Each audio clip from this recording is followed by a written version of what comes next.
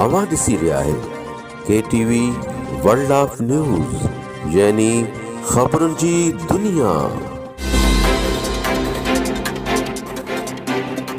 गड़ियासीन का पेश है एडी अबड़ो की रिपोर्ट। प्रेस क्लब गड़ियासीन में नई चूंडियल बॉडी 2022 की हलफ बर्दारी की तकरीब थी गुज़री, जैसी सदारत तालका बार गड़ियासीन के सदर ज़ाहिद हुसैन मेमण कई। सीनियर एडवोकेट अली मोहम्मद महर, PPCT सदर दिलशाद अहमद भट्टी, महर ग्रुप अगवान अली खान राजड़, समाजी इत्तेहाद अगवान शाहीन सिंधी अचन की खुसूसी शिरकत। तकरीब की शुरुआत सीनियर साहबी मोहम्मद असलम सूमरो की सेहतियाबीअ लाइ क़ुरान ख़्वानी कराए कई वई। आयल मेहमानन के जनरल सेक्रेटरी शफीक अहमद महर आजियाणो पेश कयो। बाद में तालकेबार के सदर ज़ाहिद हुसैन मेमण नवन चूंडियल उहिदेदारन के हलफ खणायो।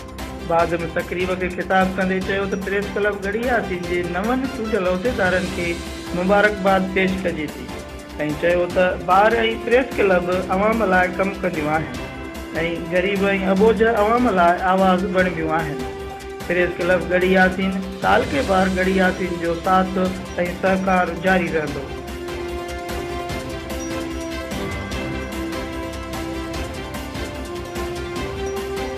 ख़बरुनि जी दुनिया।